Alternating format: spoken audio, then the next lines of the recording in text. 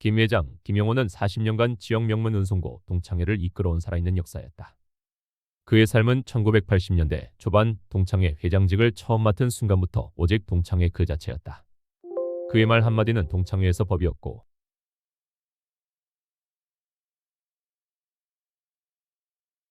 김 회장 김영호는 40년간 지역 명문 운송고 동창회를 이끌어온 살아있는 역사였다.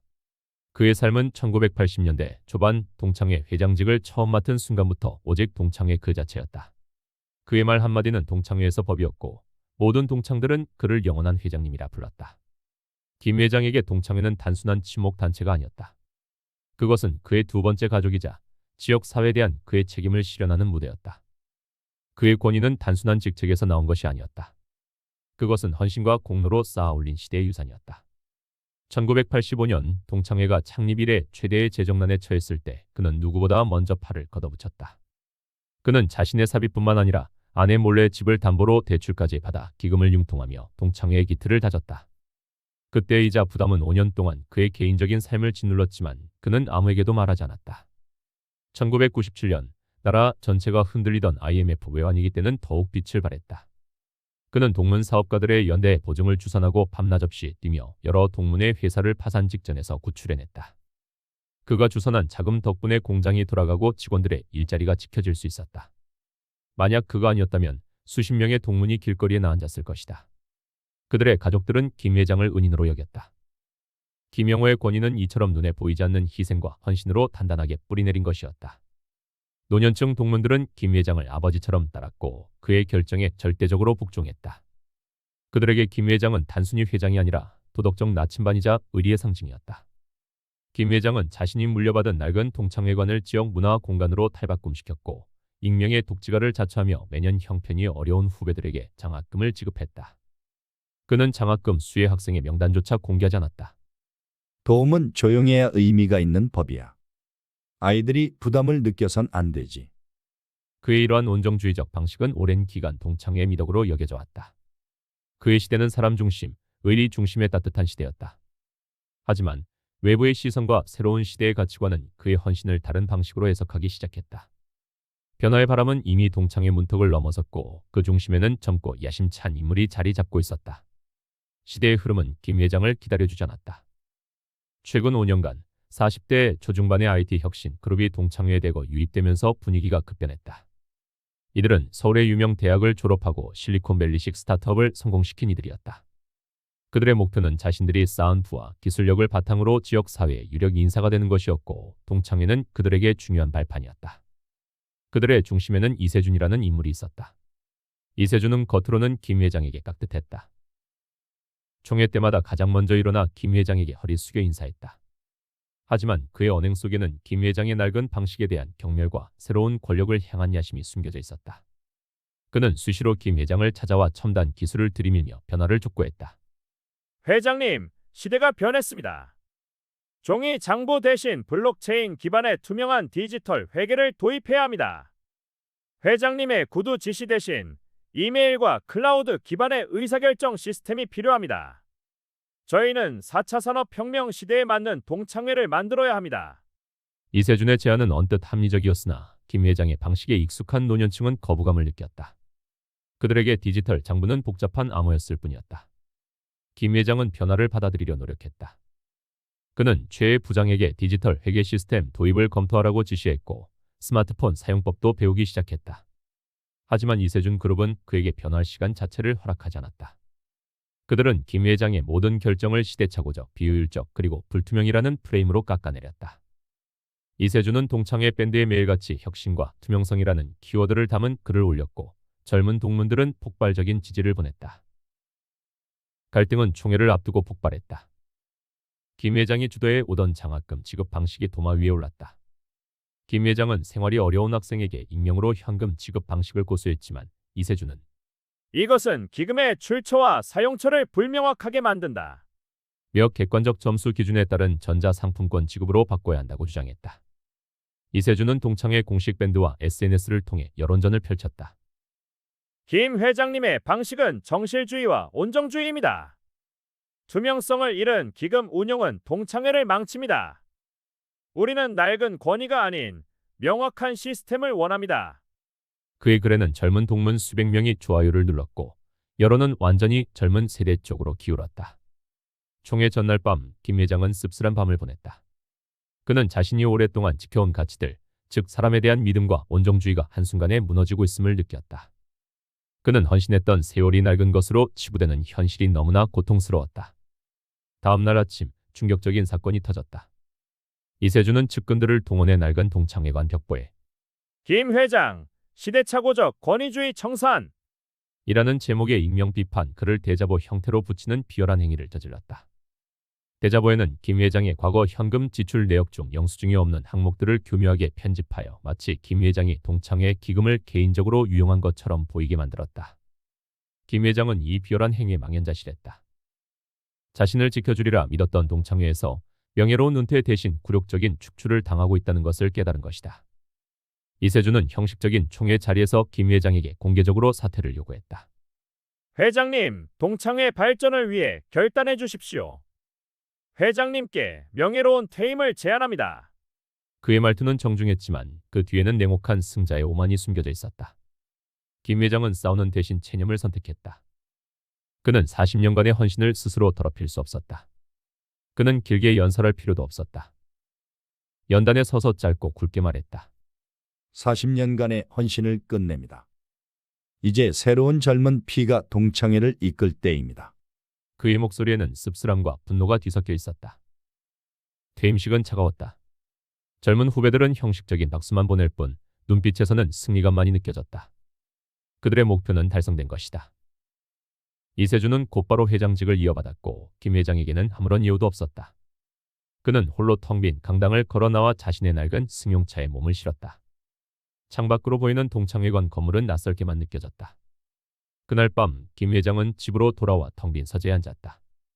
낡은 회장 명패만이 그를 맞아주었다. 그는 40년 동안 동창회 일 때문에 가족과 보내지 못했던 수많은 저녁 시간들이 주마등처럼 스쳐 지나갔다. 그가 헌신했던 모든 것이 부정당한 현실 앞에서 그는 깊은 무력감에 빠졌다. 아내마저 그의 상실감을 이해하지 못했다. 아내는 부엌에서 설거지를 하며 무심히 말했다. 회장님 소리 듣는다고 돈 나오는 것도 아닌데 잘 됐어요. 이제 편히 쉬어요. 낚시나 다니시고요. 당신 덕분에 40년 동안 마음 편한 적이 없었어요. 아내의 말은 그의 귀에 비수가 되어 박혔다. 그의 헌신이 가족에게는 짐이었던 것이다. 김 회장은 창밖을 바라보며 깊은 고뇌에 잠겼다. 내가 이대로 사라지는 것은 괜찮다. 하지만 내 명예가 이렇게 더럽혀진 채 끝나지는 않는다. 나는 사기꾼이 아니야. 이 동창회는 나의 전부였어. 그는 자신의 명예와 헌신했던 가치들을 지켜야 한다는 강렬한 책임감을 느꼈다.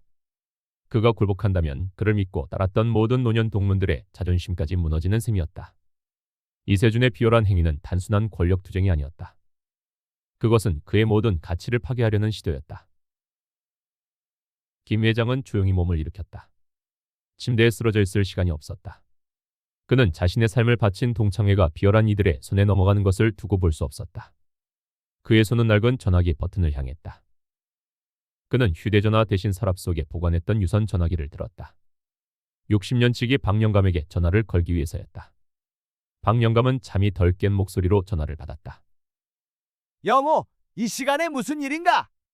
김 회장의 목소리는 낮았지만 단호했다. 박군, 나를 좀 도와주게. 지금부터 우리가 살았던 방식대로 그 젊은 친구들의 잘못을 바로잡아야겠네. 그는 이 모든 것을 끝낼 마지막 작전을 준비해야 했다. 그의 황혼의 반격이 이제 막 시작된 것이다. 이세준이 동창회장직에 오른 후 동창회는 겉으로만 IT 혁신과 투명성 강화를 외쳤을 뿐 속으로는 급속도로 골마들어갔다. 그의 취임식은 화려했다. 김 회장의 쓸쓸했던 퇴임식과는 대조적으로 젊은 동문 수백 명이 모여 그의 새로운 시대를 축하했다. 이세준은 연단에서 열정적으로 연설했다. 저는 동창회 기금을 잠재우지 않겠습니다. 공격적인 투자를 통해 동창회의 자산을 수십 배 불려 후배들에게 더 많은 기회를 제공할 것입니다. 보수적이고 아날로그적인 구태는 이제 사라집니다. 그는 취임 일성으로 동창회 기금의 공격적 투자를 선언했다. 그는 김 회장 시절의 보수적인 운영 방식을 잠자는 돈이라 비난하며 그동안 김 회장이 보수적으로 운영해온 수십억 원의 기금 중 일부를 자신의 사촌이 운영하는 벤처 투자 회사에 몰아넣었다. 이세준은 이를 젊은 회장의 시대적 비전이라 포장했지만 이는 명백한 도덕적 해이였고 자신의 사적 인맥과 이익을 위한 셀프 투자에 가까웠다. 그의 사촌 회사는 사실상 페이퍼 컴퍼니에 가까웠으나 이세준이 가진 화려한 경력 덕분에 아무도 의심하지 않았다. 이세준이 가장 먼저 착수한 것은 김 회장 시절의 모든 기록을 없애는 것이었다. 그는 김 회장 시절의 종이 장부와 결의안들을 아날로그 찌꺼기라며 무시하고 폐기할 것을 지시했다. 수십 년간 쌓여온 귀한 기록들은 순식간에 고물 취급을 당하며 창고 한 구석으로 밀려났다. 이세준은 이것이 투명성을 위한 디지털 전환이라고 홍보했지만 그의 진짜 목적은 김 회장의 헌신적인 기록들을 지워버리고 자신의 비리를 숨기기 위한 철저한 은폐 작업이었다. 기록이 사라지면 그의 미래 행동에 대한 과거의 검증도 불가능해질 것이라 계산했다. 하지만 이세준의 공격적 투자는 곧 재앙으로 돌아왔다. 그는 동창회 기금 약 3억 원을 자신의 개인적인 감에 의존하여 가상화폐 등 초고위험 자산에 무모하게 투자했다. 취임 후 불과 2달 만에 급격한 시장 변동성으로 인해 3억 원에 달하는 막대한 손실을 보았다. 3억 원의 손실은 젊은 회장으로서 그의 명예에 치명타였고 그가 계획했던 모든 야심찬 미래 계획을 송두리째 흔들 수 있는 위기였다. 만약 이 사실이 동창회에 알려진다면 그는 취임하자마자 사퇴해야 할 상황이었다. 이세준은 공황 상태에 빠졌다. 그는 사비를 털어 손실액을 메우기에는 너무나 아까웠고 이 사실을 숨기기 위한 가장 비열하고 쉬운 방법을 찾기 시작했다. 그는 자신의 책상에 앉아 낡은 김 회장 시절의 회계 장부를 들여다보았다. 구식이라 정말 허술하군. 그의 시선은 김 회장이 현금으로 처리했던 긴급 구호 기금과 회관시설 보수비 항목에 꽂혔다.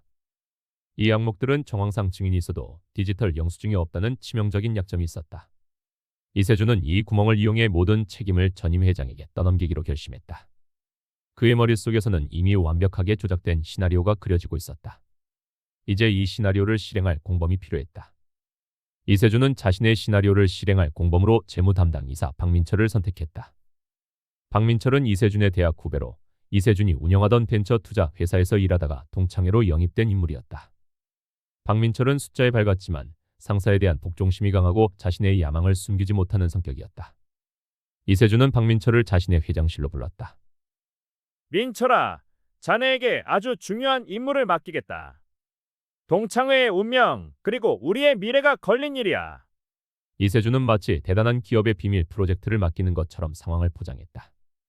그는 박민철에게 3억 원의 손실 사실을 털어놓았다. 이 손실은 내가 아니라 시장의 변동성 때문에 발생한 거야. 하지만 이 사실이 알려지면 김 회장 시절의 구태로 돌아갈 것이고 우리 모두의 혁신은 물거품이 돼. 우린 이걸 막아야 해. 그리고 이세준은 자신의 비열한 계획을 공개했다. 방법은 김 회장 시절의 회계 장부를 조작하는 것뿐이야. 마치 김 회장이 그 3억 원을 불투명하게 처리한 것처럼 보이게 해야 해. 박민철은 얼굴이 창백해지며 손사래를 쳤다. 선배님, 이건 명백한 범죄입니다.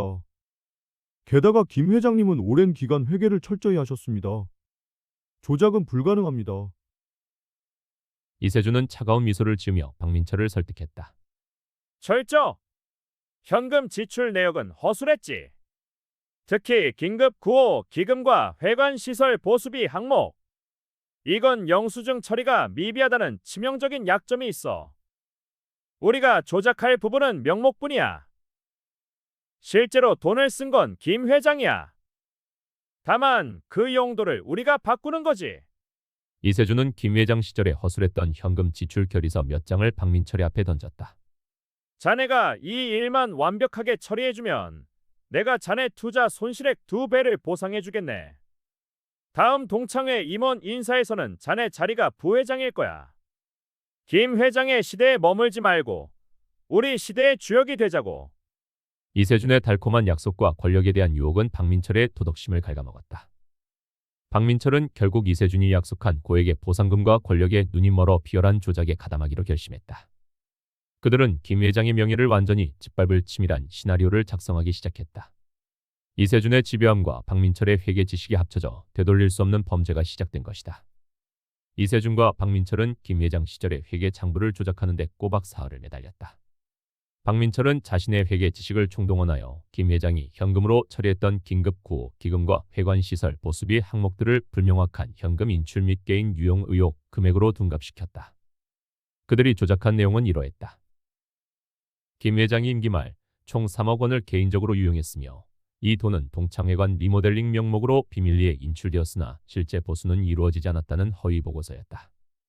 이 보고서에는 조작된 몇몇 현금 인출 결의서 사본과 김 회장 시절 회계가 얼마나 아날로그적이었는지 강조하는 그래프가 포함되었다. 이세준은 이 보고서를 바탕으로 대대적인 언론 플레이를 준비했다.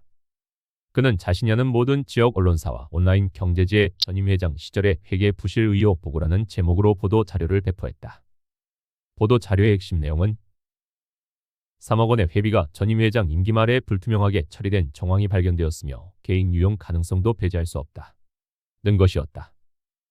증거랍시고 제시된 것은 김 회장 시절의 영수증이 없는 몇몇 현금 지출 기록뿐이었지만 이세준이 가진 IT 엘리트로서의 명성과 세련되게 편집된 디지털 보고서는 사람들의 신뢰를 얻기에 충분했다. 사람들은 김 회장의 40년 헌신보다 젊은 회장이 제시한 투명성이라는 명분을 믿었다. 여론은 순식간에 악화되었다. 보도가 나간 당일 오후부터 김 회장의 휴대전화는 하루 종일 비난 문자와 욕설 그리고 모르는 번호의 전화로 불통이 되었다. 40년 동안 쌓은 명예가 고작 3억에 무너지는군요. 실망입니다, 회장님. 그 돈으로 편히 사세요. 한때 김 회장에게 큰 도움을 받았던 후배 동문조차 익명으로 이런 문자를 보냈다. 당신 같은 늙은 사기꾼이 젊은이들의 미래를 망쳤다. 당장 법의 심판을 받아야 한다. 젊은 동문들의 분노는 걷잡을 수 없이 커졌다. 심지어 그를 따르던 일부 노년층 동창들마저 이세준 측의 완벽한 조작에 속아 해명이라도 해달라 며 등을 돌렸다. 김 회장은 평생을 헌신했던 동창회로부터 사기꾼이라는 치욕적인 오명을 뒤집었었다. 그는 자신의 서재에서 며칠 동안 꼼짝 않고 앉아 있었다. 식사도 거른 채 낡은 명패를 끌어안고 침묵했다. 이세준은 자신이 완벽하게 승리했고 김 회장의 명예까지 완전히 짓밟았다고 확신했다. 그의 승리감은 하늘을 찔렀다. 김 회장의 집은 외부의 소음과 비난으로부터 완전히 단절된 공간이 되었다. 그는 서재에 틀어박혀 며칠째 나오지 않았다. 아내는 걱정했지만 김 회장에게 다가갈 엄두를 내지 못했다. 그의 침묵은 단순한 은둔이 아니었다. 그것은 40년 헌신이 부정당한 데서 오는 깊은 배신감과 무력감의 표현이었다. 그는 창문 밖을 바라보며 자문했다. 내가 무엇을 잘못했는가? 단지 시대가 변했을 뿐인데 왜 나의 진심까지 부정당해야 하는가? 그는 이세준이 제시한 모든 증거가 조작임을 알았지만 그에게는 그것을 반박할 만한 디지털 증거가 없었다. 김 회장의 방식은 언제나 사람을 믿고 악수를 통해 약속을 지키는 아날로그적 방식이었다. 그의 모든 헌신은 종이 장부의 낡은 결의서 몇 장과 그 돈을 받은 수혜자들의 구두 증언에 의존하고 있었다. 그의 분노는 이세준을 향하는 동시에 자신을 향하기도 했다. 시대의 변화를 인정하지 않고 안주했던 자신의 고집 때문일까? 그는 낡은 명패를 끌어안고 침묵했다. 그 침묵은 그의 삶 전체를 집어삼킬 듯 무겁게 계속되었다. 한편 이세준은 동창회관에서 승리감을 만끽하고 있었다. 그는 김 회장이 침묵하고 있다는 소식을 듣고 자신의 승리를 확신했다. 역시 낡은 방식으로는 우리를 이길 수 없지. 디지털 시대의 아날로그에 진실은 힘이 없어. 그는 박민철에게 김 회장 시절의 모든 종이 기록을 완전히 소각할 것을 지시했다. 그의 마음속에는 이제 동창회관 부지를 담보로 대출을 받아 자신의 투자 손실을 완전히 메우고 남은 돈으로 새로운 사업에 투자하려는 탐욕스러운 계획만이 가득했다. 김 회장의 명예는 그의 성공을 위한 완벽한 발판이 되어주었다.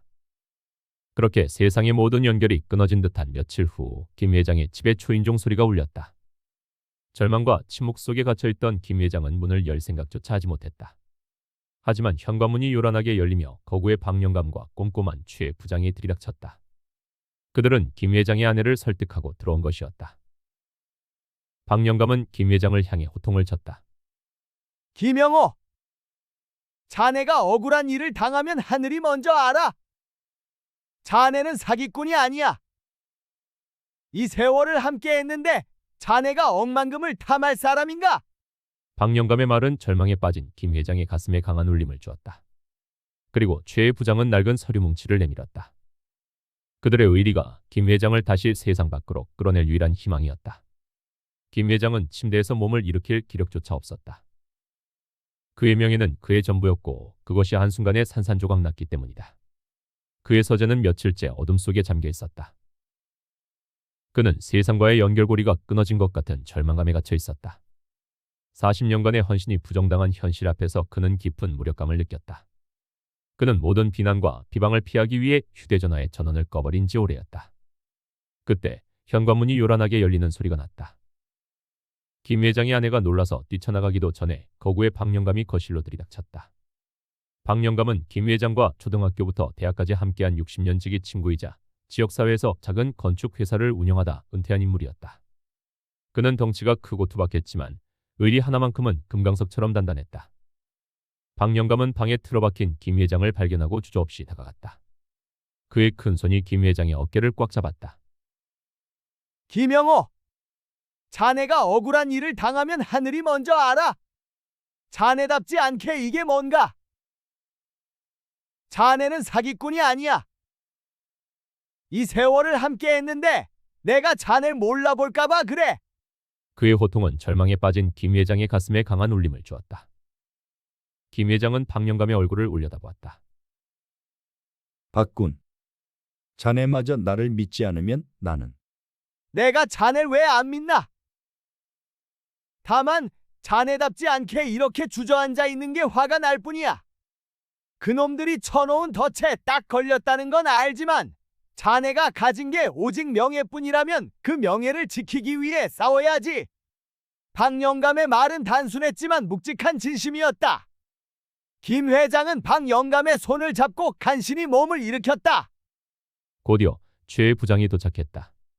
최혁수는 김 회장의 전 비서실장 출신으로 꼼꼼함과 치밀함은 타의 추종을 불허했다. 그는 손에 두툼한 서류 뭉치와 함께 낡은 가죽 가방을 들고 있었다. 회장님, 저는 회장님이 쓰신 모든 돈의 행방을 알고 있습니다. 겉으로는 영수증이 부족해도 돈이 간 곳에는 수혜자가 있습니다. 최 부장은 김 회장의 가장 믿음직한 오른팔이었다. 그가 들고 온 서류 뭉치는 김 회장 시절의 비공식적인 지출 기록, 즉 김 회장이 명예를 위해 공식 장부에 남기지 않았던 진짜 헌신의 증거들이었다. 최 부장은 들고 온 서류들을 서재 테이블 위에 펼쳐놓았다.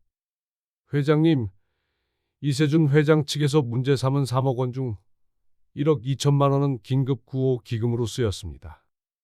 이 돈을 받은 후배는 현재 강원도에서 조그만 사업을 하고 있는 93의 김덕수 동문입니다. 당시 그의 딸 수술비로 쓰였으며 회장님께서 익명으로 지원하셨기에 영수증을 받지 않으셨습니다. 최 부장은 그 당시 김 회장이 직접 김덕수 동문에게 돈을 전달했던 기록이 담긴 자신의 비서실 일지를 펼쳐 보여주었다. 김 회장의 얼굴에 잠시 회한의 빛이 스쳤다. 그때 덕수군이 울면서 고마워하던 얼굴이 아직도 선한데 그 마음만으로 충분하다고 생각했는데 이렇게 되돌아오다니. 최 부장은 이어서 말했다. 나머지 1억 8천만 원은 회관 시설 보수비로 쓰였습니다. 특히 이세준 측이 문제를 삼은 리모델링에 쓰지 않고 유용했다고 주장하는 금액은 사실 젊은 회장단이 쓰레기 취급하며 버린 은송구 50주년 기념 동상 복원에 쓰였습니다. 그들은 그 동상을 낡고 시대착 오적이라 했지만 회장님께서는 우리의 역사를 지켜야 한다며 몰래 전문가를 불러 복원하셨습니다. 최 부장은 복원 작업에 참여했던 석공의 연락처와 견적서, 사본까지 준비해 놓았다. 이 자료들만으로도 김 회장은 자신의 결백을 입증할 수 있었다. 하지만 이세준을 몰아낼 수는 없었다. 이세준은 이미 모든 것을 디지털로, 그것도 추적이 어려운 가상화폐 거래 방식으로 처리했기 때문이다. 최 부장이 가진 자료는 김 회장의 결백을 증명할 뿐 이세준의 죄를 입증하는 결정적인 증거는 될 수 없었다. 김 회장이 탄식했다. 우리가 가진 건 낡은 인맥과 이 낡은 장부들 뿐이야. 그 젊은 녀석들의 첨단 기술을 어떻게 이긴단 말인가? 자네가 아무리 꼼꼼해도 디지털 흔적을 쫓는 건 역부족일세. 김 회장의 탄식에 박영감이 탁자를 내리쳤다. 기술이 전부가 아니네, 영호. 자네는 이 지역에서 40년을 살았어. 그놈들은 젊은 기술을 믿지만 우린 사람을 믿어야지. 자네가 베풀었던 그 수많은 의리와 도움의 손길이 바로 우리의 가장 강력한 무기야. 박영감은 자신이 은퇴 후에도 지역 건설업계와 유지하고 있는 두터운 인맥을 이용할 것을 제안했다. 이세준 그놈 회비 손실을 메우려고 분명히 돈을 융통했을 거야.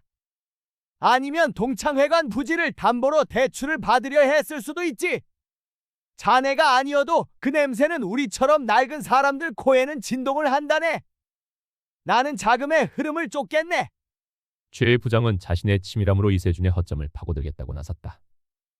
회장님, 이세준이 아무리 디지털을 좋아해도 모든 것을 컴퓨터로만 처리하지는 않았을 겁니다. 그는 분명 결정적인 순간에는 자신의 손으로 무언가를 적거나 아날로그적인 장소에서 연락을 취했을 겁니다. 저는 이세준이 가장 무시했을, 즉 보안이 가장 허술했을 과거의 기록을 다시 뒤지겠습니다. 김 회장님 시절의 낡은 창고를 다시 한번 조사해야 합니다. 세 노인은 결의를 다졌다.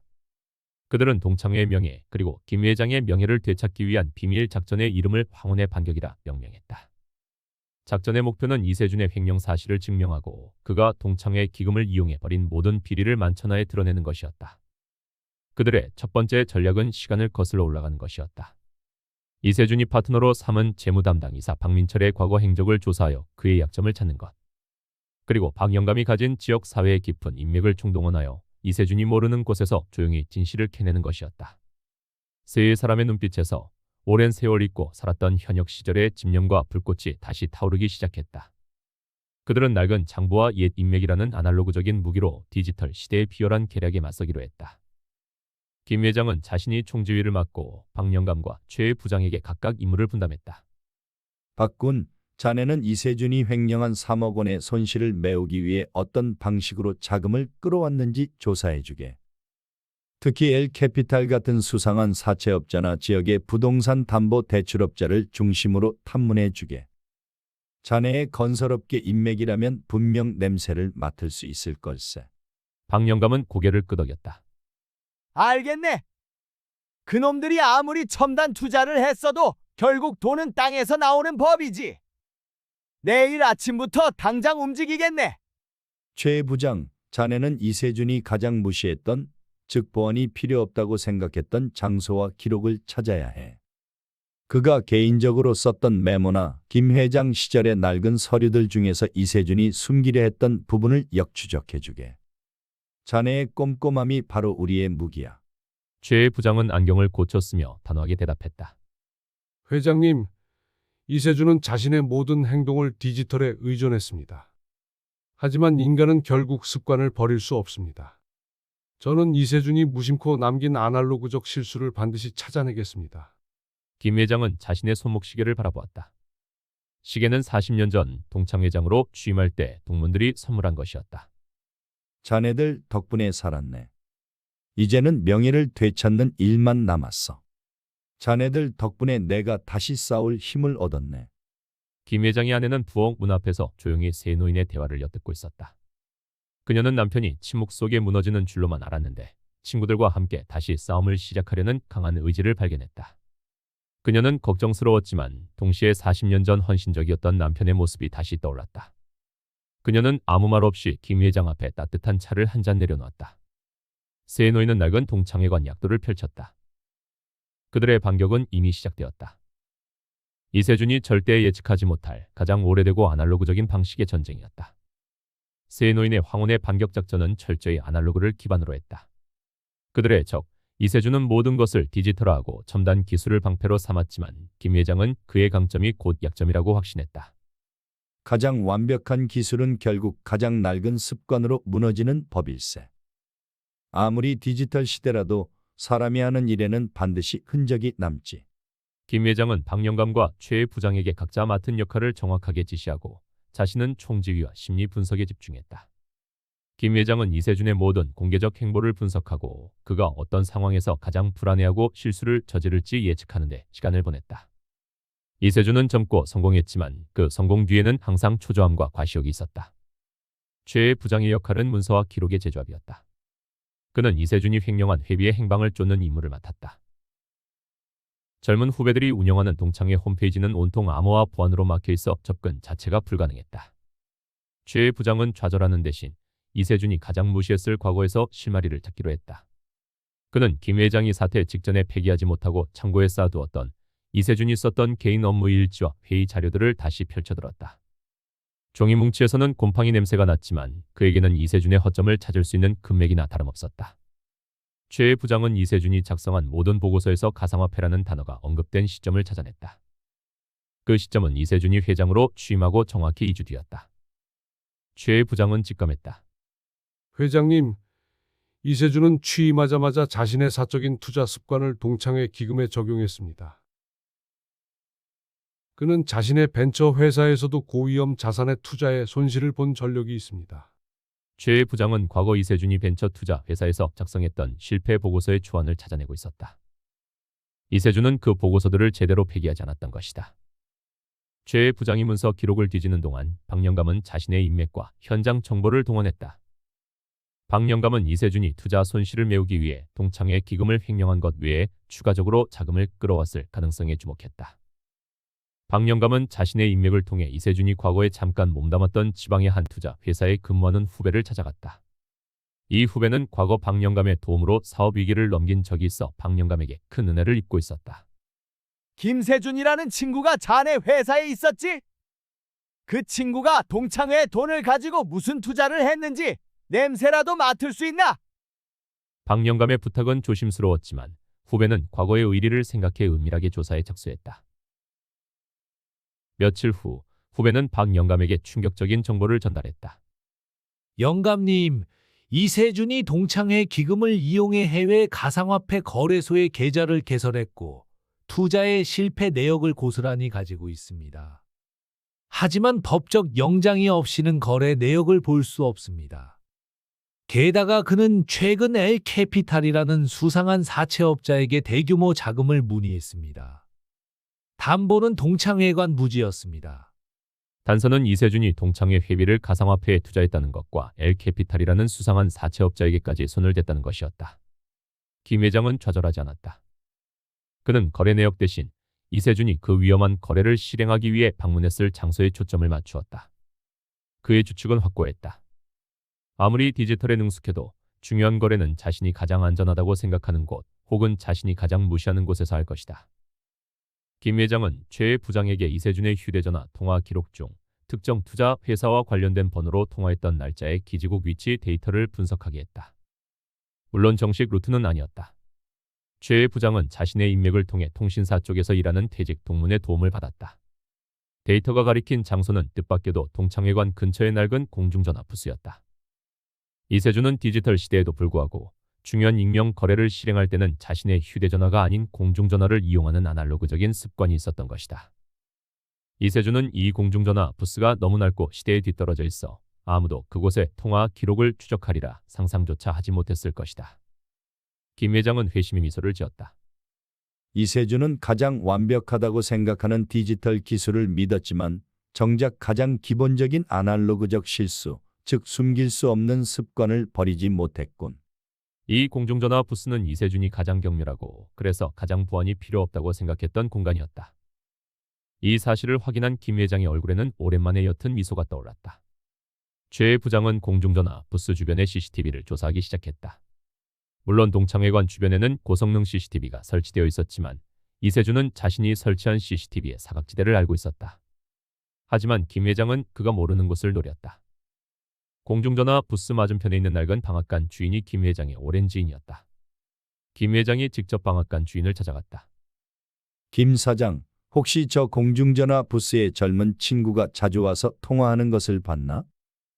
혹시 자네 가게 입구에 설치된 낡은 카메라에 뭐가 찍혔는지 한번 볼 수 있을까? 방앗간 주인의 카메라는 저화질이었지만 김 회장의 부탁을 거절할 이유가 없었다. 방앗간 주인이 녹화된 비디오를 재생했다. 화면 속에는 이세준이 공중전화 부스 안에서 누군가와 통화하며 손짓 발짓을 하는 장면이 찍혀 있었다. 그는 통화가 끝난 후 공중전화 부스 옆에 낡은 나무 벤치 밑에 손수건에 싼 무언가를 잠시 숨겨두는 행동을 보였다. 김 회장과 최 부장은 즉시 그 공중전화 부스로 향했다. 낡은 나무 벤치 밑을 뒤지자 방앗간 주인의 영상에서 봤던 것과 똑같은 손수건에 쌓인 물건이 발견되었다. 그것은 다름 아닌 낡은 업무용 공책 한 권이었다. 겉보기엔 평범한 업무 일지였지만 김 회장은 미세한 차이를 발견했다. 공책의 특정 페이지 구석에 연필로 희미하게 눌러 쓴 숫자들이 있었다. 이세준은 모든 것을 디지털로 처리했지만 결정적인 순간에는 아날로그적인 습관을 버리지 못했군. 김 회장의 손에 쥐어진 낡은 공책은 디지털 시대의 비리를 파헤칠 가장 중요한 열쇠였다. 김 회장과 최 부장은 서둘러 서재로 돌아와 공책 해독 작업에 착수했다. 이세준이 남긴 모든 디지털 흔적은 암호화되어 있었지만 이 공책은 단순한 연필 글씨로 기록되어 있었다. 그가 얼마나 아날로그적인 습관을 무시했는지 알 수 있는 대목이었다. 최 부장은 공책의 필체와 기록 방식을 분석했다. 회장님, 이 공책은 이세준이 가장 은밀한 정보를 기록할 때만 사용한 것으로 보입니다. 다른 업무 일지와 달리 내용이 매우 비정기적이며 약오와 암호화된 숫자가 많습니다. 공책의 첫 페이지에는 복잡한 문자열과 숫자가 적혀 있었다. A458T29 K01 같은 의미 없는 조합이었다. 최 부장은 자신의 꼼꼼한 성격으로 이세준의 과거 투자 방식과 연결해 보았다. 이세준이 가상화폐 거래소에 접속할 때 쓰는 2차 인증 번호 조합일 가능성이 높습니다. 그의 투자 실패 보고서 초안에 적힌 거래소 이름과 이 약어의 규칙이 일치합니다. 며칠 밤을 새운 끝에 최 부장은 마침내 그 숫자들의 의미를 해독하는 데 성공했다. 그 숫자들은 이세준이 동창회 기금으로 개설한 해외 가상화폐 계좌의 로그인 정보 중 일부였다. 김 회장은 경악했다. 이세준은 동창회 기금을 마치 자신의 개인 자산처럼 다루고 있었다. 이세준이 이렇게까지 간이 부었을 줄이야. 동창회 전체를 위험에 빠뜨릴 생각이었단 말인가. 김 회장의 분노는 개인적인 명예 회복을 넘어 동창회의 안전을 지켜야 한다는 책임감으로 바뀌었다. 김 회장은 회심의 미소를 지었다. 그 숫자들은 단순한 숫자가 아니라 가상화폐 거래소의 2차 인증 번호 조합이었음이 최 부장의 분석을 통해 밝혀졌다. 그들은 이 인증 번호를 통해 이세준이 동창회 기금으로 진행한 투자의 실패 내역과 그 손실을 메우기 위해 자신의 사비를 조금씩 투입했다는 사실을 확인했다. 이세준의 비리는 전임 회장 탓이 아닌 개인의 무모한 투자 때문이었음이 명백해졌다. 하지만 공책에는 더 중요한 정보가 담겨 있었다. 추가 2억, L캐피탈, 11-15 담보 승인이라는 메모가 적혀 있었다. 이세준이 횡령 금액을 메꾸기 위해 자신의 사비 외에 동창회 기금을 추가로 인출했으며 심지어 동창회관 부지를 담보로 대출을 받으려 했다는 사실이 드러난 것이다. 이세준의 단순한 횡령이 아니라 동창회 전체를 위협하는 거대한 배임 행위가 진행 중이었다. 이제 그들의 목표는 L캐피탈이라는 수상한 대부업체와 이세준의 연결고리를 증명하고 동창회관 부지를 지키는 것으로 바뀌었다. 김 회장의 손에 쥐어진 낡은 공책은 디지털 시대를 겨냥한 가장 강력한 아날로그 무기가 되었다. 공책의 해독이 성공하자 그들은 이세준이 동창회 기금을 유용하여 진행한 모든 투자의 상세 내역을 파악할 수 있었다. 최 부장은 동창회 공식 회계 장부와 이세준의 비공개 가상화폐 거래 내역을 대조하기 시작했다. 이세준이 김 회장에게 누명을 씌우려 했던 3억 원의 손실은 실제로 이세준의 무모한 투자에서 비롯된 것임이 명백하게 드러났다. 최 부장은 회장에게 보고했다. 회장님, 이세준은 취임 직후 5억 원을 가상화폐에 투자했고 이 중 3억 원을 손실했습니다. 이후 그는 이 손실을 메우기 위해 자신의 사비 약 5천만 원을 투입했으나 나머지 손실액을 메우기 위해 동창회 기금을 추가로 인출했습니다. 김 회장님께 누명을 씌운 시점은 자신의 사비로도 감당이 안 될 만큼 손실이 커졌을 때였습니다. 공책에는 이세준이 손실을 메우기 위해 발버둥 쳤던 필사적인 메모들이 가득했다. S투자권 실패, T 회장 연락 두절, 3억 증발, 김영호 장부 이용. 이세준이 모든 것을 디지털에 맡기면서도 가장 초조하고 불안했을 때 결국 손으로 기록을 남겼다는 사실이 아이러니했다. 그 기록은 그의 불안정했던 심리를 그대로 드러내고 있었다. 김 회장은 씁쓸하게 말했다. 이세준은 혁신을 외쳤지만 결국 자신의 탐욕과 불안함을 숨기지 못했군. 자신의 명예를 지키기 위해 타인의 명예를 짓밟는 비열함. 이 증거만으로도 그를 끌어내릴 수 있네. 하지만 최 부장은 고개를 저었다. 회장님, 이세준이 단순히 3억 원을 횡령한 것 이상의 심각한 문제가 이 공책에 숨어 있습니다. 바로 L캐피탈과의 거래 기록입니다. 공책의 후반부에는 L캐피탈이라는 수상한 대부업체와의 접촉 기록이 상세히 적혀 있었다. 이세준이 가상화폐 손실을 메우고 김 회장에게 누명을 씌운 후에도 동창회 기금 부족 문제는 해결되지 않았다. 오히려 그는 더 큰 욕심을 부리기 시작했다. 공책에는 다음과 같은 내용이 암호화된 형태로 적혀 있었다.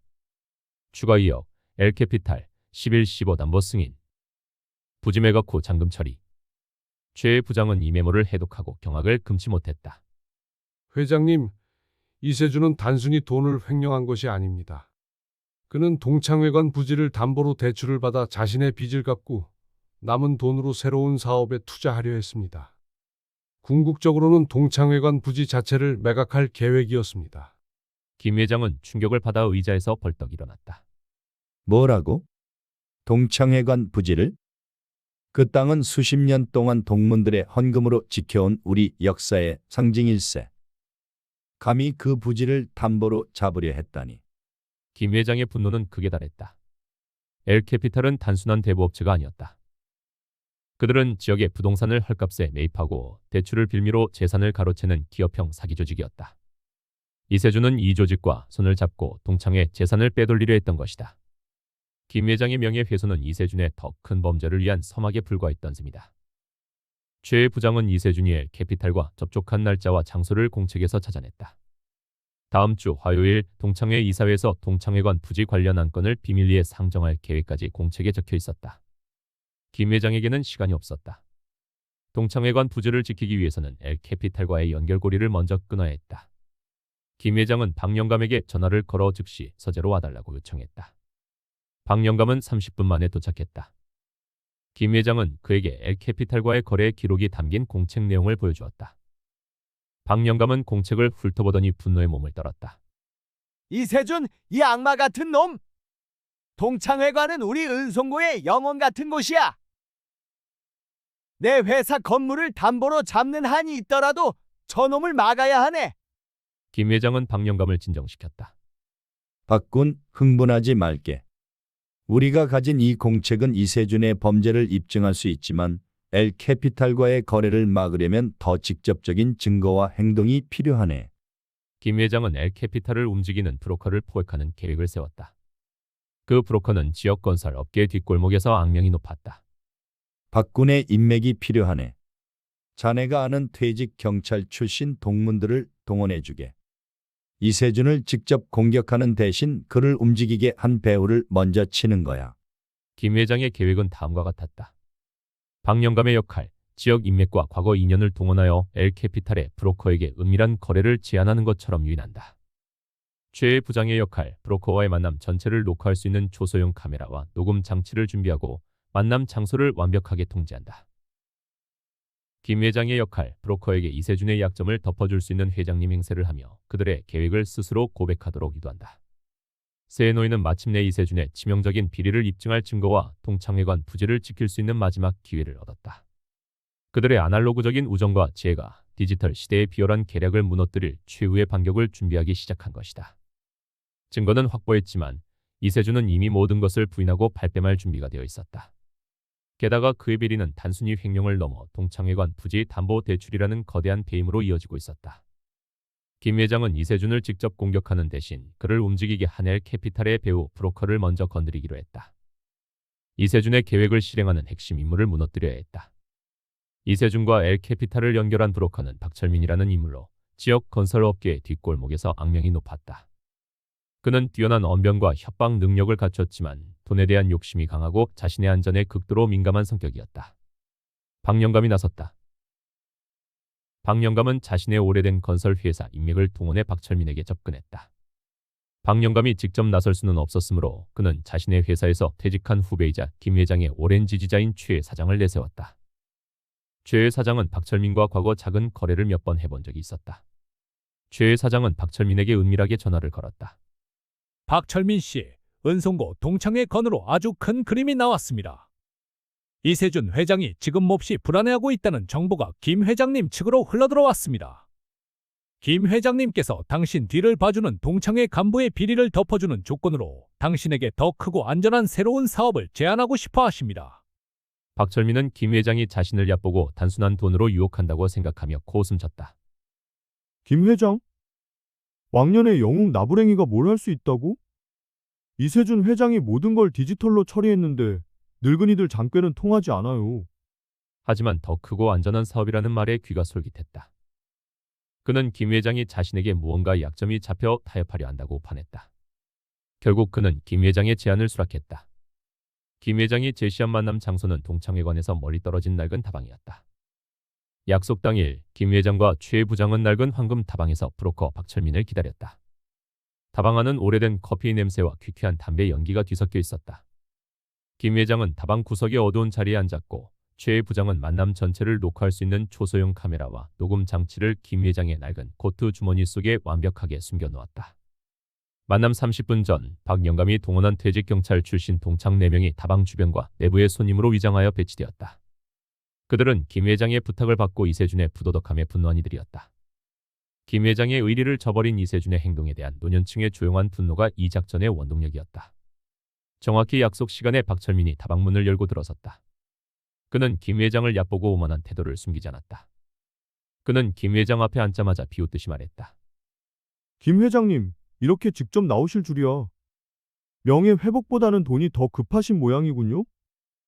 아니면 당신을 비난하는 여론이 무서웠나? 김 회장은 그의 무례함에 분노했지만 애써 침착함을 유지했다. 박철민 씨, 나는 돈이나 여론 때문에 당신을 만난 게 아니네. 나는 동창회의 미래와 당신을 움직이는 동창회 내부 간부의 안전을 위해 이 자리에 나왔네. 이세준 회장에게 어떤 일이 닥칠지 알고 있나? 박철민은 건방진 미소를 지었다. 이세준 회장님은 첨단 기술로 모든 것을 완벽하게 처리했습니다. 당신의 낡은 종이 장부로는 절대 이세준 회장님을 이길 수 없어요. 김 회장님은 그냥 조용히 계시면 됩니다. 당신의 3억 횡령 누명은 우리가 조용히 덮어드릴 수도 있습니다. 그는 김 회장의 결백을 증명할 수 있는 증거가 없다는 것을 확신하고 있었다. 김 회장은 자리에서 일어나지 않고 조용히 박철민을 응시했다. 그리고는 낡은 공책에 적힌 엘 캐피탈과의 거래 기록 중 일부를 읊었다. 11월 15일 동창회관 부지 담보 승인. 이 계획대로라면 동창회는 부지 전체를 헐값에 넘기게 될 것이고 당신 뒤를 봐주는 동창회 간부는 배임죄로 감옥에 갈 걸세. 자네는 단순히 이세준에게 이용당한 꼴일 뿐이야. 김 회장이 예상치 못한 정확한 정보에 박철민은 얼굴이 창백해졌다. 특히 당신 뒤를 봐주는 동창회 간부라는 말에 그는 극도로 불안해했다. 박철민은 자신이 가장 비밀스럽게 진행하던 계획이 김 회장의 손에 넘어갔다는 사실에 공황 상태에 빠졌다. 그는 목소리를 낮추며 변명하기 시작했다. 그건 이세준 회장이 시킨 겁니다. 저는 그저 심부름꾼일 뿐입니다. 저도 피해자입니다. 김 회장은 그가 약점 잡힌 틈을 놓치지 않았다. 자네가 피해자인지 아닌지는 자네가 지금 진실을 말하는 태도에 달렸네. 이세준 회장이 동창회 기금으로 벌인 모든 비리를 낱낱이 고백하게. 나는 자네를 고발할 생각이 없네. 내가 원하는 건 오직 동창회관 부지를 지키는 것뿐이야. 박철민은 결국 자신의 안전을 위해 이세준을 배신하기로 결정했다. 그는 이세준이 손실을 메우기 위해 횡령한 기금의 정확한 액수 그리고 동창회관 부지를 담보로 대출받으려 했던 구체적인 과정과 이를 도왔던 다른 동창회 간부들의 명단까지 털어놓기 시작했다. 그는 김 회장이 자신의 명예를 훼손하려 한 것이 아니라 동창회관 부지 매각이라는 더 큰 범죄를 막으려 했음을 깨달은 것이다. 그의 고백은 최 부장이 준비한 초소형 카메라에 낱낱이 그리고 명확하게 녹화되었다. 브로커 박철민은 협박에 못 이겨 이세준의 비리를 낱낱이 고백하는 과정 전체가 최 부장의 초소형 카메라에 녹화되었다. 녹취록, 거래 내역의 상세한 해석 그리고 이세준을 도왔던 재무 담당 박민철 이사 등 다른 동창회 간부들의 명단까지 선명하게 드러났다. 디지털 시대의 아날로그 방식으로 얻어낸 결정적인 증거였다. 박철민이 다방을 떠난 후 김 회장은 깊은 한숨을 내쉬었다. 이세준은 젊은 혁신을 외쳤지만 결국 자신의 탐욕 때문에 무너졌군. 동창회의 명예는 그 어떤 첨단 기술로도 살 수 없는 귀한 가치일세. 김 회장은 이 증거를 곧바로 경찰이나 언론에 넘기지 않았다. 그는 박 영감과 최 부장에게 자신의 의도를 설명했다. 동창회 내부의 일은 내부에서 해결해야 하네. 자네들의 명예도 중요하지만 동창회 전체의 명예도 중요해. 경찰에 넘기면 동창회 이름 전체에 먹칠을 하게 될 걸세. 김 회장은 끝까지 동창회의 명예를 지키려 했다. 김 회장은 자신을 모함했던 이들에게 스스로 잘못을 인정하고 물러날 기회를 주기로 결정했다. 이것이 김 회장이 생각하는 마지막 회장으로서의 품격이었다. 그는 이세준에게 직접 전화를 걸었다. 그의 목소리는 40년 전 동창회를 이끌던 그 권위와 무게를 되찾은 듯 단호했다. 이세준 회장, 내일 오후 2시에 동창회관으로 오게. 긴급 임시총회를 열어야겠네. 자네의 명예와 동창회의 미래가 걸린 일이야. 이세준은 김 회장이 증거를 찾지 못하고 마지막 발악을 한다고 생각하며 거절할 이유가 없다고 판단했다. 그는 그날 밤 김 회장의 패배와 자신의 영원한 승리를 확신하며 잠자리에 들었다. 그는 자신이 낡은 공책과 낡은 다방에서 완전히 무너질 운명이라는 것을 꿈에도 알지 못했다. 김 회장은 이세준에게 긴급 임시 총회를 통보한 후 최의 부장과 함께 확보한 증거물들을 최종적으로 점검했다. 그들의 손에는 세 가지 결정적인 무기가 쥐어져 있었다. 첫째는 이세준이 남긴 낡은 공책으로 가상화폐 투자 실패와 동창회관 부지 담보 대출 계획이 상세히 적혀 있었다. 둘째는 브로커 박철민의 자백 영상과 녹취록으로 이세준의 횡령과 배임 계획을 낱낱이 고백하는 내용이었다. 셋째는 김 회장이 40년 동안 쌓아온 인간적인 증거들, 즉 김 회장의 결백을 증언해 줄 긴급 구호 기금 수혜자와 동상 보건 전문가들의 연락처와 진술서였다. 최 부장은 녹화된 영상 파일을 재생하며 장비 상태를 확인했다. 회장님, 녹화 파일은 완벽합니다. 박철민이 이세준의 범죄 내용을 구체적인 날짜와 금액까지 언급하며 진술했고, 특히 동창회관 부지를 담보로 대출받으려 했던 계획을 상세히 털어놓았습니다. 이세준이 동창회 재산을 개인의 빚 갚는 데 이용하려 했다는 사실이 명확하게 드러납니다. 최 부장의 목소리는 흥분과 긴장감이 섞여 있었다. 그는 이세준의 비열한 계략에 치를 떨었다.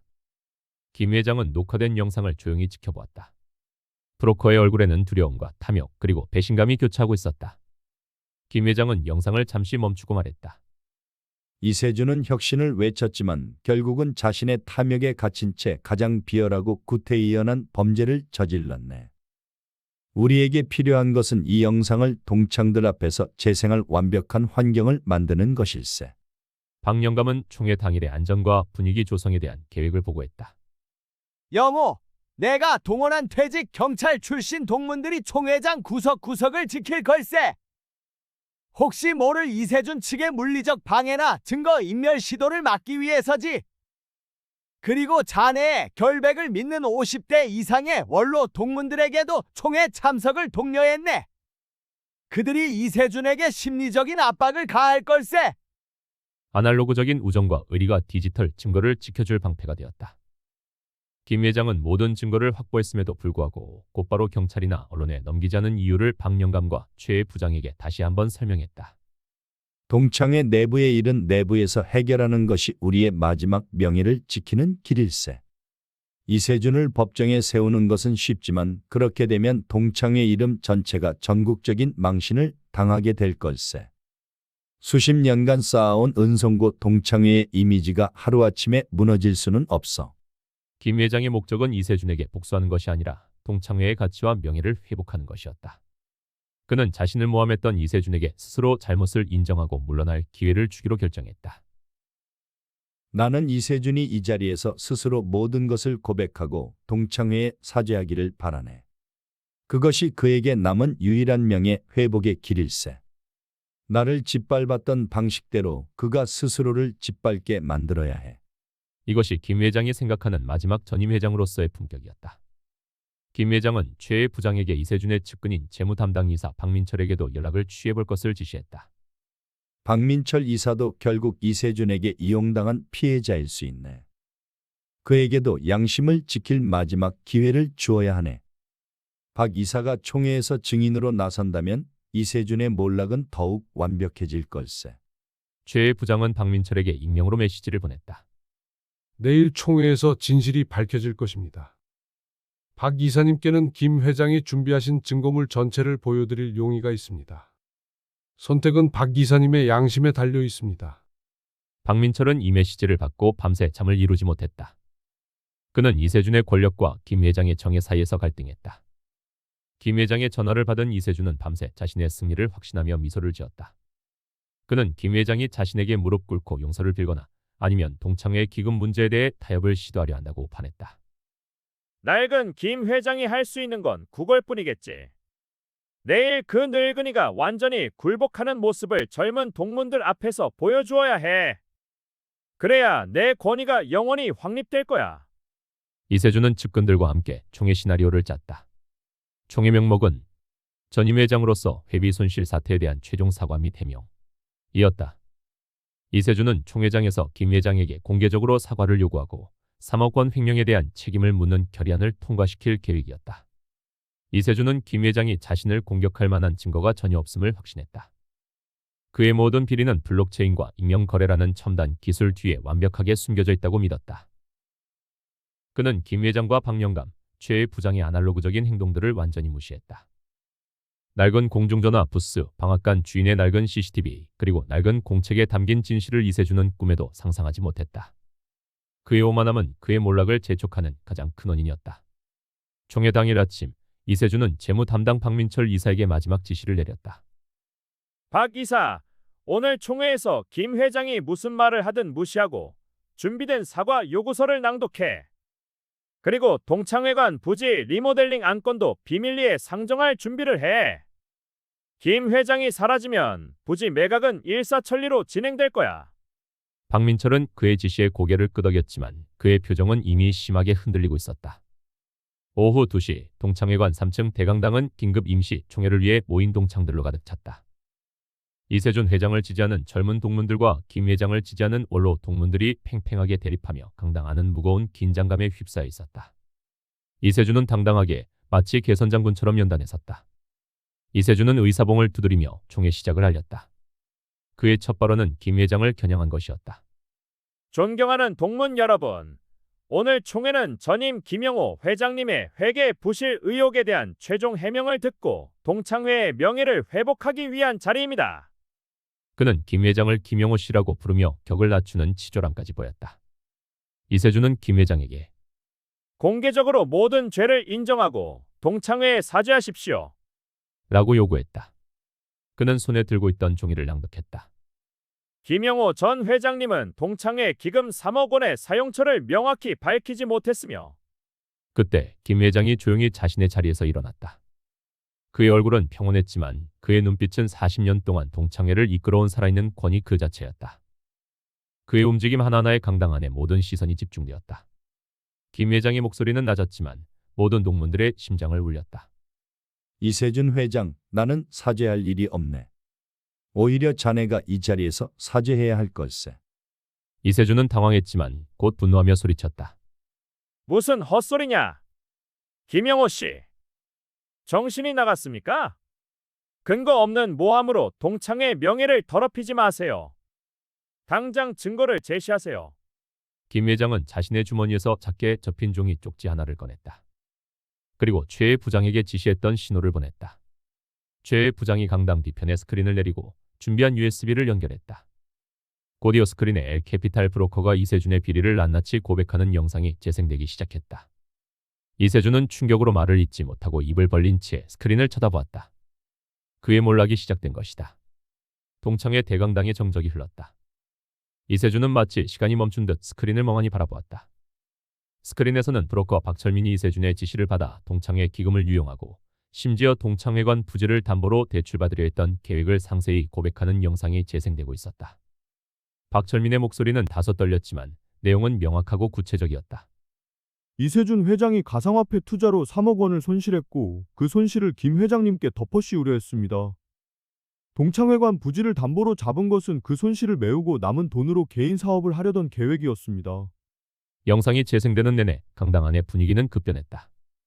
이세준을 지지하던 젊은 동문들은 술렁거리기 시작했고 원로 동문들은 분노와 충격으로 얼굴이 붉어졌다. 그들이 숭배했던 젊은 혁신가가 사실은 동창회의 재산을 노린 사기꾼이었다는 사실을 인정하기 힘들었다. 이세준은 뒤늦게 정신을 차리고 소리쳤다. 저건 조작된 영상입니다.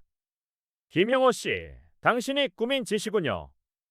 당장 꺼요. 저 브로커는 제가 고용한 적도 없습니다. 그는 최 부장에게 달려가 USB를 빼앗으려 했지만 박영감이 동원한 퇴직 경찰 동문들이 재빨리 이세준을 제지했다. 박영감은 묵직한 목소리로 외쳤다. 이세준 회장! 진실 앞에서 도망치지 마시오! 자네가 그토록 외치던 투명성이 바로 이것 아닌가? 영상이 끝나자 김 회장은 다시 연단에 섰다. 그는 냉정한 시선으로 이세준을 바라보았다. 이세준 회장, 자네가 나를 몰아내기 위해 했던 모든 행동은 자네 자신의 탐욕을 감추기 위한 쇼에 불과했네. 자네는 동창회 기금을 자신의 개인 금고처럼 사용하려 했고 심지어 우리 은송고의 역사가 담긴 동창회관 부지까지 팔아넘기려 했어. 이것은 횡령을 넘어선 배임 행위일세. 김 회장은 이세준의 범죄를 입증한 후 자신의 결백을 증명하기 위한 두 번째 증거를 제시했다. 그는 최 부장에게 또 다른 영상을 재생할 것을 지시했다. 그 영상에는 김 회장이 긴급 구호 기금으로 돕고자 했던 후배 동문 김덕수 씨의 인터뷰가 담겨 있었다. 김덕수 씨는 영상에서 눈물을 글썽이며 말했다. 김 회장님은 저희 딸 수술비를 익명으로 지원해 주셨습니다. 1억 2천만 원, 그 돈이 없었다면 제 딸은 살 수 없었습니다. 회장님은 저에게 어떤 기록도 남기지 말아달라고 부탁하셨습니다. 그분의 헌신을 감히 의심하지 말아 주십시오. 이어서 50주년 기념 동상 복원 작업을 담당했던 석공 전문가의 인터뷰가 재생되었다. 석공은 김 회장이 젊은 회장단이 쓰레기 취급했던 낡은 동상을 몰래 복원하기 위해 개인 돈을 썼다고 증언했다. 김 회장님은 그 동상이 은송고의 역사라고 하셨습니다. 젊은 회장들이 알게 되면 복원 작업을 막을까 봐 비밀리에 진행했습니다. 영수증은 제게 다 있습니다. 이 두 증언은 김 회장에게 덮어졌던 3억 횡령의 누명을 완전히 벗겨냈다. 동문들은 일제히 탄식했다. 김 회장이 40년간 쌓아온 헌신이 바로 저런 익명의 배려와 낡은 역사에 대한 존중이었음을 그제야 깨달은 것이다. 젊은 동문들마저 고개를 숙였다. 자신들이 낡았다고 무시했던 김 회장의 가치가 이세준의 첨단 가면 속에 숨겨진 비열함보다 훨씬 고귀하고 진실했음을 확인한 것이다. 상황이 완전히 역전되자 이세준은 완전히 패닉에 빠졌다. 그는 강당문을 향해 도망치려 했지만 이미 박영감의 동문들에게 길이 막혀 있었다. 이세준은 모든 것을 부인하며 소리 질렀다. 저 브로커는 협박에 의한 거짓 증언입니다. 김 회장, 당신은 내 명예를 훼손했어. 나는 경찰에 고소할 겁니다. 그때 재무 담당 이사 박민철이 자리에서 천천히 일어섰다. 박민철은 밤새도록 김 회장의 익명 메시지와 이세준의 오만함 사이에서 갈등했던 인물이었다. 그는 김 회장에게 다가가 조용히 말했다. 회장님, 이세준 회장님께서 저에게 김 회장님의 장부를 조작하도록 지시했습니다. 3억 원의 손실은 이세준 회장님의 개인적인 가상화폐 투자 실패 때문이었습니다. 저는 증거를 가지고 있습니다.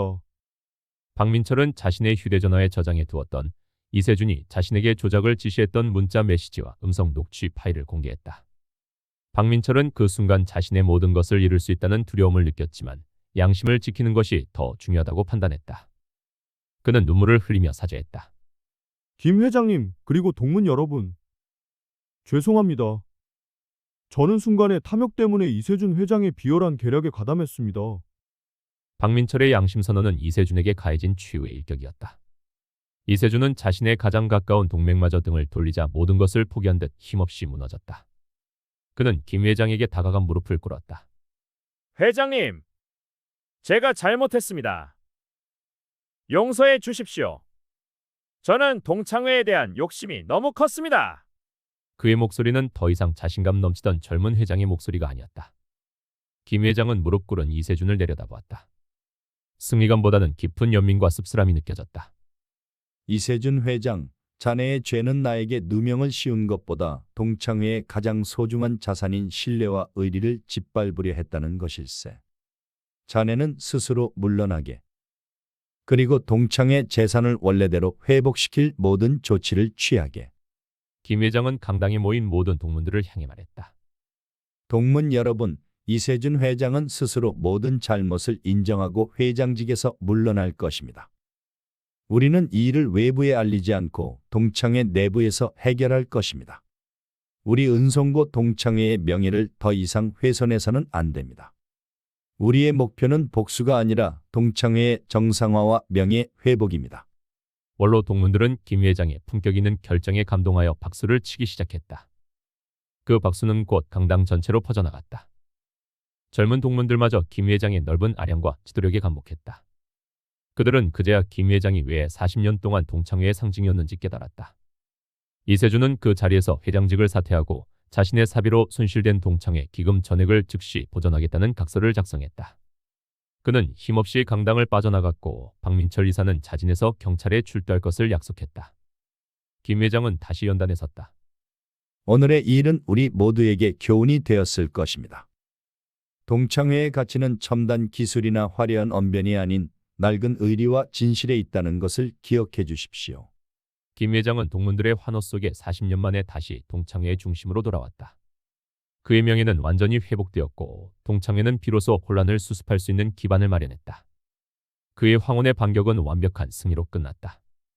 이세준의 사퇴와 함께 동창회는 예상치 못한 격변을 맞이했지만 김 회장과 그의 오랜 동지들 덕분에 혼란은 빠르게 수습되기 시작했다. 임시 총회가 끝난 직후 김 회장은 박영감, 최 부장과 함께 동창회 운영의 비상체제를 가동했다. 가장 시급한 문제는 동창회 기금의 완벽한 복구였다. 이세준은 자신의 사비로 손실된 3억 원을 즉시 보전하겠다는 각서를 작성했고 이 약속은 이틀 만에 이행되었다. 이세준은 자신의 모든 재산을 처분하는 한이 있더라도 동창회에 입힌 피해를 만회하겠다는 의지를 보였다. 그의 사죄가 완전히 진심은 아니었을지라도 동창회의 명예를 더 이상 실추시키지 않으려는 최소한의 노력은 보인 셈이었다. 김 회장은 박민철 이사가 자진해서 경찰에 출두한 후 그를 위한 최소한의 법적 지원을 약속했다. 박 이사는 잘못을 저질렀으나 마지막 순간에 양심을 지켰네. 그에게도 새로운 삶을 시작할 기회를 주어야 하네. 김 회장은 단순히 응징보다는 재활과 용서를 선택했다. 동창회 내부에서는 김 회장 복귀론이 압도적으로 우세했다. 하지만 김 회장은 단호하게 이를 거부했다. 나는 동창회의 구원자가 될 수 있으나 영원한 회장이 될 수는 없네.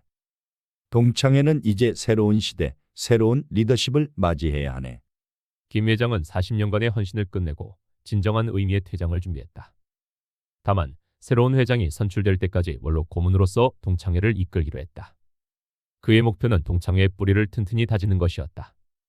김 회장은 신뢰를 잃은 동창회 기금 운영의 투명성을 회복하는 데 주력했다. 아이러니하게도 이세준이 그토록 주장했던 디지털 투명성을 김 회장이 실현하기 시작했다. 그는 최 부장에게 현대적이고 투명한 회계 시스템을 도입할 것을 지시했다.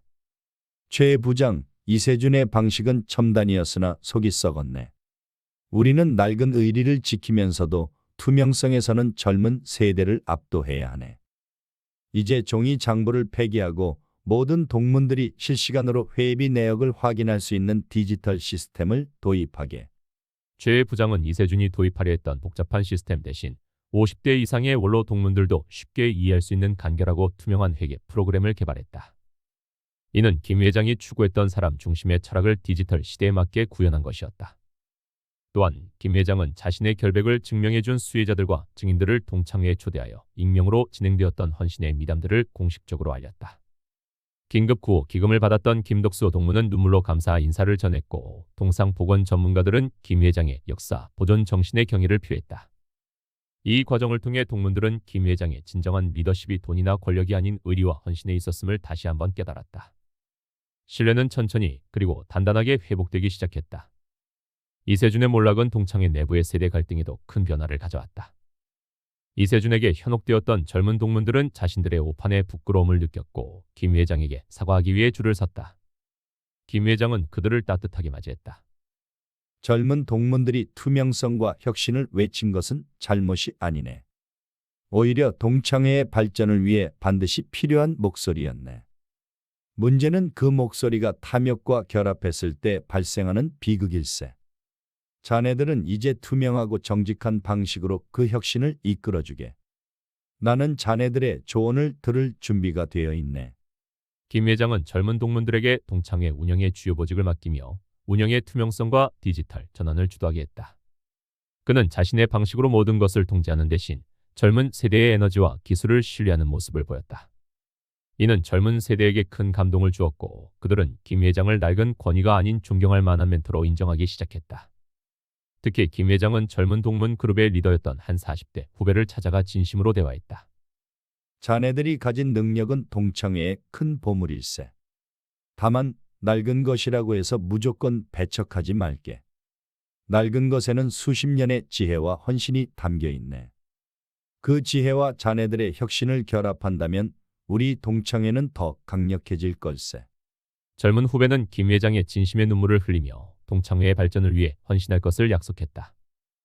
세대 간의 갈등은 화합과 존중으로 바뀌었다. 김 회장은 동창회가 완전히 정상화되자 새로운 회장 선출을 위한 절차를 밟기 시작했다. 그는 더 이상 회장직에 연연하지 않았다. 그의 명예는 회복되었고 동창회는 안전하게 다음 세대로 넘어갈 준비가 되어 있었다. 김 회장은 박 영감과 최 부장에게 감사 인사를 전했다. 박군, 자네의 변치 않는 의리 덕분에 내가 다시 일어설 수 있었네. 최 부장, 자네의 꼼꼼함과 치밀함이 없었다면 이세준의 비리는 절대 밝혀내지 못했을 걸세. 자네들이 나의 마지막 영웅들이야. 박 영감은 웃으며 대답했다. 친구끼리 무슨 소리인가? 자네가 옳았으니 내가 도운 것뿐이야. 이제 마음 편히 낚시나 가게. 내가 새로운 회장님에게 자네의 품격을 전수해주겠네. 최 부장은 고개를 숙이며 말했다. 회장님은 저희 영원한 리더이십니다. 이제 편히 쉬십시오. 저는 새로운 회장님을 돕고 회장님께서 세우신 투명한 시스템을 끝까지 지키겠습니다. 새로운 회장으로는 젊은 세대와 원로 세대 모두에게 신망을 얻고 있는 중년의 동문이 선출되었다. 그는 취임 일성으로 김 회장의 헌신과 명예를 기리고 의리와 투명성의 조화를 동창회의 새로운 가치로 삼겠다고 선언했다. 김 회장의 은퇴식은 40년 전에 쓸쓸했던 퇴임식과 완전히 달랐다. 동문 수천 명이 모인 가운데 김 회장은 명예 고문으로 추대되었고 그의 헌신을 기리는 기념비가 동창회관 앞에 세워졌다. 김 회장은 아내와 함께 환한 미소를 지으며 강당을 걸어 나왔다. 그의 아내마저 이제 남편의 헌신이 얼마나 고귀한 것이었는지 깨달았다. 그의 황혼의 반격은 동창회의 새로운 시대를 여는 가장 빛나는 퇴장이 되었다. 김 회장은 명예로운 고문직을 맡았지만 실질적인 운영에는 더 이상 개입하지 않았다. 그는 동창회관 3층에 마련된 작은 고문실에 가끔 들러 신임 회장과 주요 간부들의 보고를 듣는 정도였다. 그의 역할은 이제 조언자이자 동창회의 정신적 지주로 바뀌었다. 신임 회장은 젊은 세대와 원로 세대 모두에게 신망이 두터운 50대 초반의 인물이었다. 그는 김 회장의 의리와 이세준이 남긴 투명성의 요구를 모두 수용하여 동창회를 이끌어 나갔다. 모든 회계는 실시간으로 동문들에게 공개되었고 장학금 지급 기준은 투명성과 온정주의를 모두 반영하여 어려운 학생을 배려하는 방향으로 조정되었다. 동창회는 김 회장의 헌신이 헛되지 않았음을 증명이라도 하듯 이전보다 더 활발하고 건전하게 운영되었다. 김 회장은 고문실 창가에 앉아 동창회관 앞마당을 내려다보곤 했다. 그곳에는 자신의 헌신을 기리는 작은 기념비가 세워져 있었다. 그는 이제야 비로소 마음의 짐을 내려놓을 수 있었다. 그는 자신의 명예를 회복한 것 이상으로 자신이 지키려 했던 사람 중심의 가치가 새로운 시대에도 계승될 수 있음을 확인했기 때문이다. 어느 날 신임 회장이 김 회장을 찾아와 조언을 구했다. 고문님, 저는 투명성을 위해 모든 것을 디지털화하고 있습니다. 하지만 때로는 김 회장님처럼 익명으로 후배를 돕는 따뜻한 온정주의도 필요하다고 느낍니다. 이 두 가치를 어떻게 조화시켜야 할까요? 김 회장은 미소를 지었다. 자네의 마음속에 그 두 가치가 모두 중요하다는 것을 아는 것만으로도 충분하네. 투명한 시스템 안에서도 사람의 마음을 배려하는 작은 빈 공간을 남겨두게. 그 공간이 바로 우리 동창회의 영혼이 될 걸세. 신임 회장은 김 회장의 깊은 지혜에 감복했다. 김 회장은 이제 박 영감, 최 부장과 함께 소박한 일상을 즐겼다. 그들의 모임은 더 이상 비장한 황혼의 반격작전 회의가 아니었다. 낚시터와 낡은 다방에서 나누는 평범한 이야기들이 주를 이루었다. 박 영감은 여전히 투박했지만 따뜻한 의리를 자랑했다. 영호, 자네가 회장 자리에서 내려오니 내가 더 편하네. 이제 자네가 밥값 내는 날도 많아지고 말이야. 그는 너스레를 떨었지만 김 회장의 명예 회복이 자신의 인생에서 가장 자랑스러운 일 중 하나임을 숨기지 않았다. 최 부장은 은퇴 후에도 김 회장의 요청으로 동창회 일에 관여하며 새로운 회계 시스템 정착을 도왔다. 회장님, 이제 동창회는 디지털과 아날로그의 가장 이상적인 조화를 이루고 있습니다. 회장님의 마지막 지혜 덕분입니다. 최 부장은 김 회장의 마지막 작전에 참여했던 것을 평생의 영광으로 여겼다. 세 노인은 어느 날 이세준의 이야기를 나누었다. 이세준은 동창회의 입힌 손실을 모두 메운 후 사업에 실패하고 지역 사회를 떠났다. 그는 마지막으로 김 회장에게 짧은 사과의 편지를 남겼다.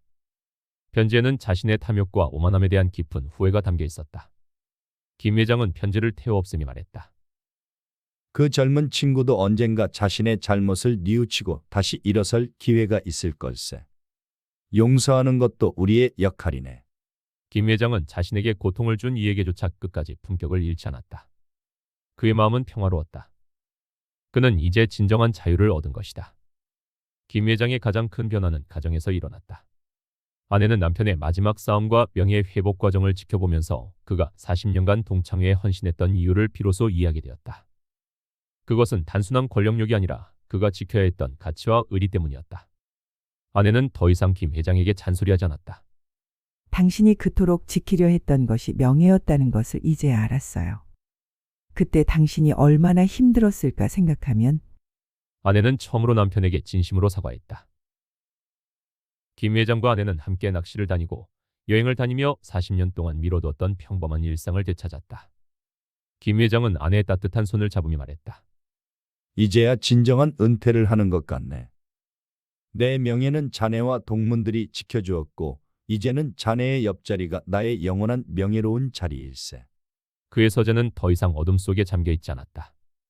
창문을 통해 햇살이 가득 들어왔고 낡은 명패는 책상 구석에 놓여 있었다. 김 회장은 그 명패를 만지작거리며 40년의 세월을 추억했지만 후회는 없었다. 그는 자신의 시대를 마무리했고 다음 세대에게 훌륭한 유산과 가치를 물려주었다. 그의 마지막 작전은 단순한 명예 회복을 넘어 그의 삶 전체를 구원한 사건이었다. 시간이 흐르고 김 회장의 황혼의 반격 사건은 은송고 동창회의 전설이 되었다. 젊은 동문들은 이세준의 비열함을 반면교사로 삼았고 김 회장의 품격과 의리를 동창회의 새로운 전통으로 삼았다. 김 회장이 마지막으로 동창회관을 방문한 날 신임 회장이 모든 동문 앞에서 김 회장의 헌사를 낭독했다. 김영호 고문님은 우리에게 리더의 진정한 의미를 보여주셨습니다. 리더는 힘과 권위가 아닌 헌신과 품격으로 정의된다는 것을 가르쳐 주셨습니다. 그의 삶이야말로 우리 은송고 동창회에 살아있는 역사입니다. 김 회장은 연단에 올라 길게 이야기하는 대신 짧고 굵은 한마디를 남겼다. 동창회는 건물이 아니라 사람일세. 서로 믿고 의리를 지켜주게. 그것이 내게 배운 모든 것이라네. 그는 강당을 나섰다. 그의 등 뒤로 동문들의 우레와 같은 낙수가 쏟아졌다. 그 박수 소리는 40년 전에 쓸쓸했던 퇴임식의 박수와는 비교할 수 없는 진심과 존경이 담긴 소리였다. 김 회장은 이제 완전히 자유로웠다. 그는 명예를 회복했고 친구와의 의리를 지켰으며 동창회를 올바른 방향으로 돌려놓았다. 김 회장은 동창회관 앞에서 아내의 차에 몸을 실었다. 그는 창밖을 바라보며 환하게 미소 지었다. 그의 왕년의 영웅시대는 끝났지만 그는 영원한 영웅의 자리를 얻었다. 그의 진정한 명예는 가장 낡고 아날로그적인 가치, 즉 의리와 진심으로 첨단 시대의 비열함을 물리친 그의 마지막 작전에서 완성되었다. 그의 차는 평화로운 오후의 햇살 속으로 천천히 사라져갔다.